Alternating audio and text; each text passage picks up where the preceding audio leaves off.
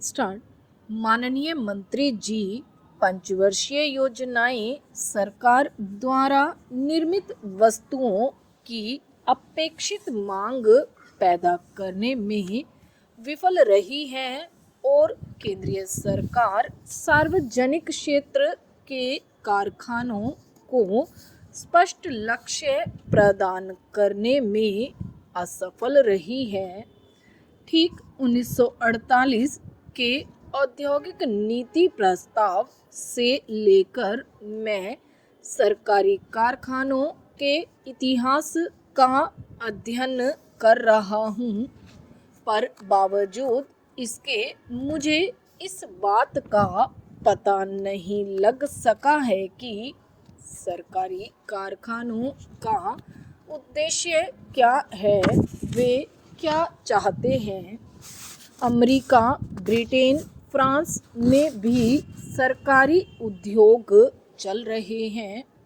वहाँ उनसे यह अपेक्षा की जाती है कि वे असाधारण खतरों की स्थिति में निर्मित हो, जैसे अंतरिक्ष तथा अणुशक्ति संबंधी कार्यक्रम को लेकर सरकारी कारखाने खोले जाते हैं, परंतु उन देशों में सरकारी उद्योग क्षेत्र अपने आदर्शों की पूर्ति के लिए निजी उद्योगों को काम में लाते हैं और उन्हें इस्तेमाल करते हैं। कुछ लोग कहते हैं कि सरकारी उद्योगों का उद्देश्य समाजवादी समाज का निर्माण करना है और राष्ट्रीय उद्योगों में आदर्शों की ऊंची गति पर बैठकर वार्षिक प्रगति लाना है। चौथी योजना तक तीनों योजनाओं के कागज भी बहुत कुछ सार्वजनिक क्षेत्र के कारखानों के अतिरिक्त मांगों पर निर्भर करते आ रहे हैं। मैं पूछना चाहता हूँ, आदर्शों की ऊंची गद्दी क्या है और यह किस उद्देश्य से है। मेरे विचार में सरकारी कारखानों को केवल लाभदायकता के मानदंड से मापना ठीक नहीं।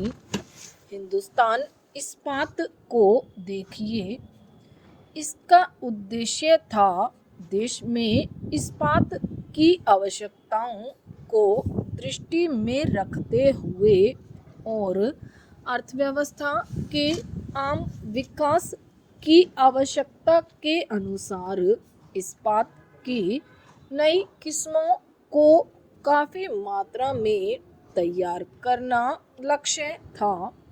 यदि केवल लाभ के लिए यह कारखाना खोला गया होता तो इसकी शक्ल सूरत कुछ और ही होती।